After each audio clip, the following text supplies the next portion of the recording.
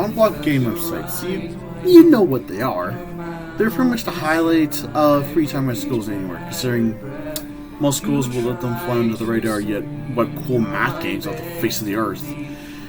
While not as popular as they once were, these websites are still floating around to this day. Although, nobody really knows who make these kinds of websites, or rather, what they even put on them. I would know, as I managed to come across a really strange website like these called Game-333. It seemed like your standard run-of-the-mill on-block games. Everything you expect.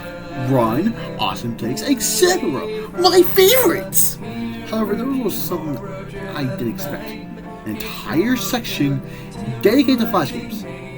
I was puzzled running into this, seeing as how Adobe Flash had died almost 2 years ago. I skimmed through those games I had offered, playing a few games I remember from my childhood. One thing I noticed was that some of the backgrounds for some games were faded in color, almost stormy looking.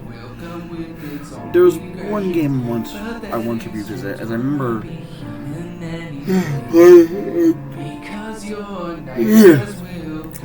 countless times as a kid, but never got a chance to finish it. That being that game being called Gumball School House Rush. The premise of this game is simple. Gumball and Darwin are told to fix a leak in the school by Principal Brown, to which Gumball accepts as he believes it'll be his chance to impress Penny. Upon starting the game, the happy-go-lucky title screen music begins to play. I closed my eyes and imagined all the times I had played this game way back then. I clicked the play button and the game started. It was right when I realized this game wasn't an emulated version of a Flash game, but rather a full-on remake of the original. The game started with an animated cutscene of Gumball and Darwin walking through the hallways without a care in the world. That is until Principal Brown stops them in their tracks, urgently in need of their help. Gumball, Darwin, there you guys are. Listen, I need your help. The school is, flooded, so I need the both of you to check on it.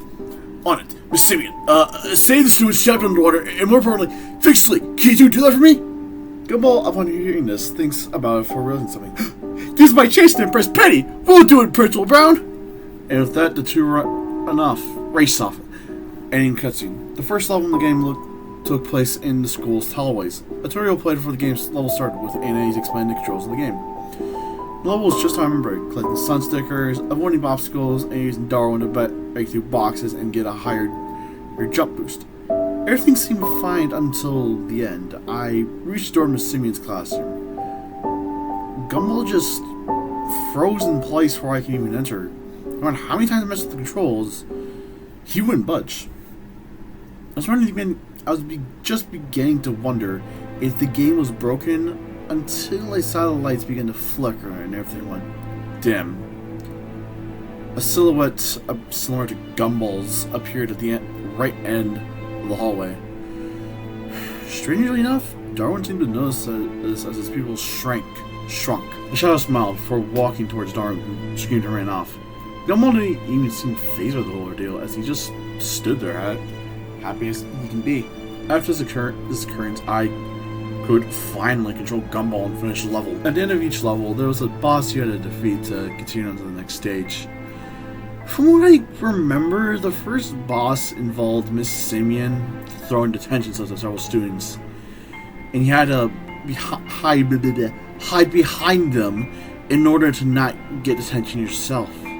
That's a mouthful. Here the boss fight was called Think About What You Did. I was given another small tutorial, except Anais wasn't there. Small bit of text appeared in her place, speech read, stand there. Think about the people you took the lives of. When the boss fight, if you call that, started, I was in the Siemens classroom with no one there except for Gumball. All you could do was make Gumball move to the left and right of the classroom, and it stayed like that for what seemed like several seconds. Over time, the screen began to slowly darken before fading to black completely, leading to another cutscene. Gumball was just standing there until he heard a voice call his name. The camera slowly panned to show who was spoke to him. It was Anais, who looked downright horrible. She had deep gashes all over her body, and a chunk of her head looked like it was bitten off completely. leaving a few bits and pieces of her brain visible. She asked Gumball a simple question. Why? She lifted up something, that being Daisy. Anaïs pulled a string on the back of her, leading to blood-curdling screams emanating from the doll. Gumball stared at them in complete horror as the screams continued. The cutscene ended there.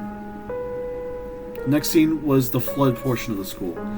Anaïs was gone from the tutorial. One thing I was able to do in this level was my mouse, which used to make Gumball swim through the level. Normally, Darwin was supposed to follow Gumball around throughout the game, but either breaking boxes or helping him get up to higher places. For the entirety of the level, he was completely absent, leaving me to try and attempt to finish it on my own. Thanks, Darwin. Real helpful. Surprisingly, I had managed to get halfway through before shit hit the fan again. So music slowly began to get more distorted, and that weird shadow Gumball from earlier appeared out of nowhere, following me through the rest of the level, which caused this portion of the game to be rather difficult to complete. I eventually managed to beat in the end, leading me to the second boss fight, that being called You Know What You Did. Like earlier, as per usual, again, Anaïs was gone from the tutorial, with the only directions being drown your actions. The boss fight had me stuck in one portion of the flood school. Nothing else happened much like before. I could do nothing but swim around what little space I had for what felt like minutes on end. Eventually, another cutscene began with Gumball swimming through the water, looking bored out of his mind but still worried. Suddenly he looked up and noticed something that made him swim to the bottom in fear. Darwin's waterlogged car slowly began to descend towards Gumball, with the cutscene ending as it reached down a fin towards him. At long last, I had finally made it to the third and final level, being the neighborhood. Everything was coded in monochromatic colors, with only exceptions being the game's HUD and Gumball himself. A deep rumbling was the only thing I could hear in the background, and all I could do was make Gumball slowly move forward. The neighborhood seemed to stretch on for miles, and I began to notice that Gumball got increasingly more worried as the walk continued. By the time I reached the end level, he looked terrified out of his mind, looking at something in the distance. The screen panned out over to reveal Gumball's house with that damn cat he's had to deal with throughout the entire game, standing on the porch. Even our cutscene played, and Gumball stood face to face with the clone that had been tormenting him for a while. He yelled at the thing, asking a simple question out one of both of fear and anger. What do you want from me? The figure didn't respond, and began to peel its flesh. Sounds of skin and bone ripping and cracking apart blood my speakers. Gumball's pupils shrank, beginning to slowly look upwards. The background slowly faded to black as the screen cut back to Gumball, only this time, he was almost unbearable to look at. Its head resembled a rotted and deformed skull, with the rest of its body being covered in a dark substance. It slowly pointed at Gumball, which is a horrible, inhumane screech. Two more figures emerged from the darkness, those being Darwin and Anaïs being extremely disformed and twisted themselves. Almost immediately, I was dragged into the third and final minigame. The title being a single word in all caps: Run! Gumball's sprite had changed, now shaking in fury for his life. I slammed my finger into the left arrow key as hard as I could and watched as Gumball fled in pure terror.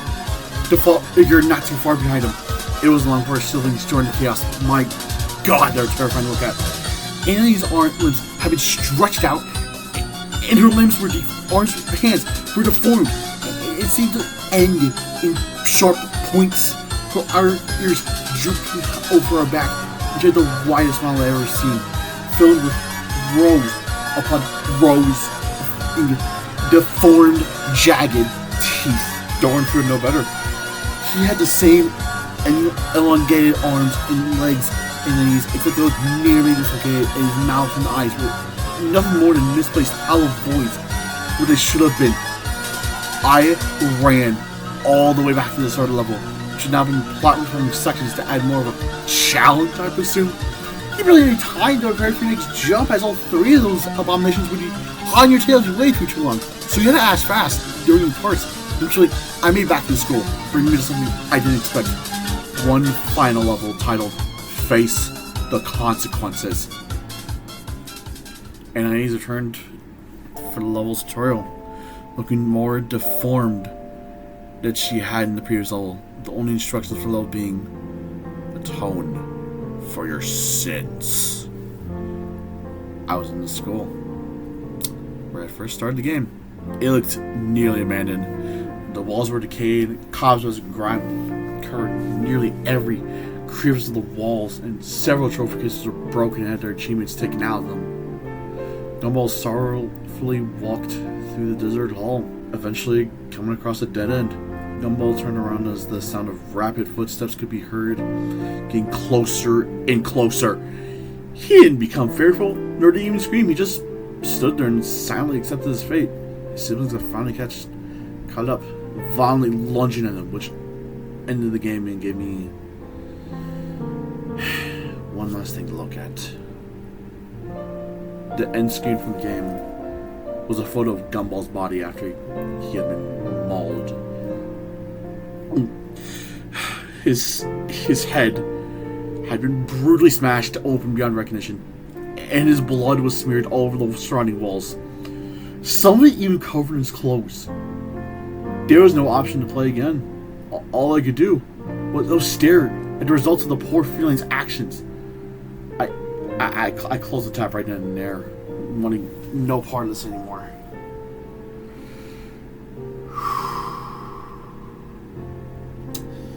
A few weeks later, I decided to head back to his website and see if it was still standing out of sheer curiosity. I'll just get the obvious out of the way, as I know what you're thinking. The site has completely vanished. I don't know when, how, or why, but it's gone. And honestly, I'm glad it did. God only knows how many things like that are lurking in the corners of that forsaken webpage.